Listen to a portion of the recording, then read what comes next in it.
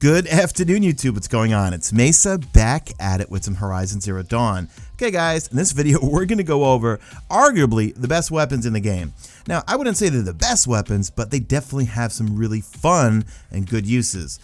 These are the Lodge weapons. You get them from a quest called Weapons of the Lodge. It's a side quest. Now, before we get into it, here in this clip here, I'm corrupting two jawbreakers here, and they're going to go start fighting with each other and actually start fighting some of the little low-level enemies around them.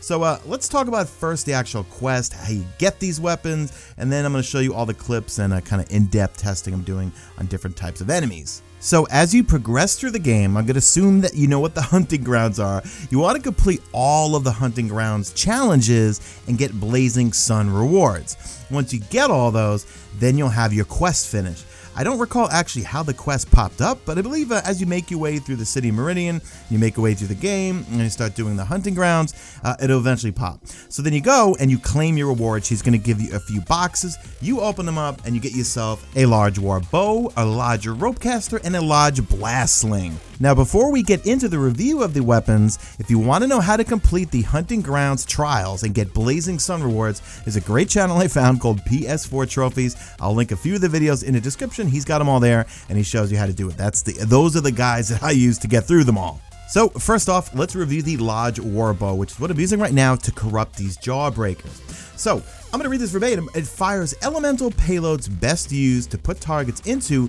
a vulnerable state, providing a valuable combat advantage.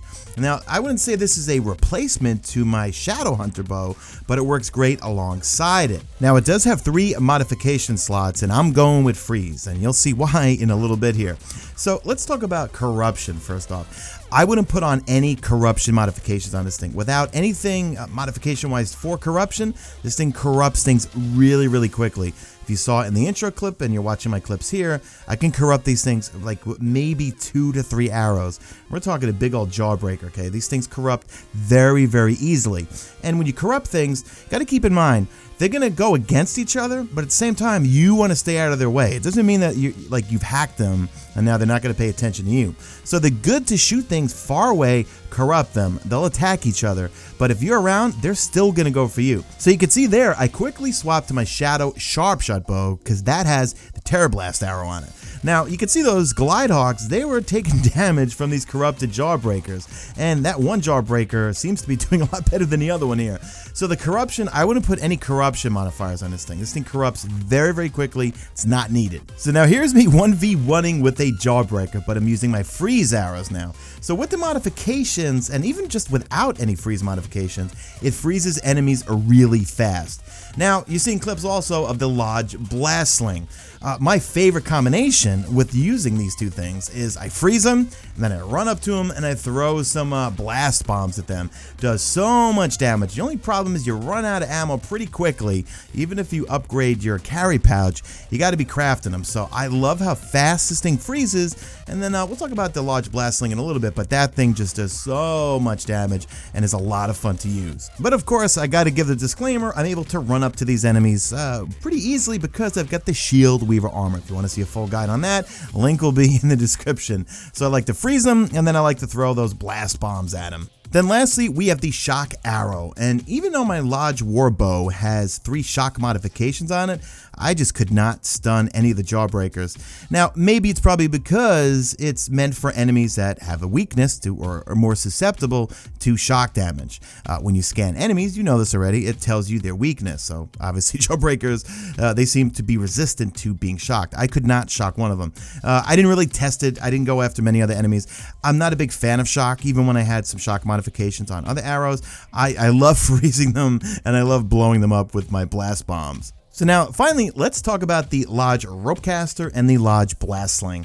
Now, the Ropecaster, I put on a bunch of tear coils on it, and to be frank, guys, I really don't use this thing. I don't see that much of a difference between the Shadow Ropecaster that I had before, and maybe it's just my play style. I'm not a big fan of running up to these things, tying them down, then doing damage. You know what? I'd rather use my Warbow and freaking freeze them or corrupt them and then run up to them with the Blast Sling. I mean, I don't know. I just feel like the Ropecaster, it's kind kind of awkward, especially when you're trying to tie one down, you've got multiple enemies charging you. I don't know, not a big fan of it. If you are a big fan of it, let me know in the comment section, why are you a fan of it? So lastly, we have the large blast sling, which as you can tell, it's probably one of my favorite and most fun things to use. So you have a proximity bomb, you've got a blast bomb, and you've got the sticky bomb. Sticky bomb does the most damage, clocking in at 341.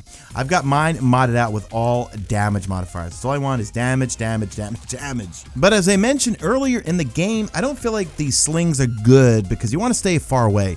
Once you get the shield weaver, okay, then you're going to want to start using these slings because they do so much damage and they're a lot of fun.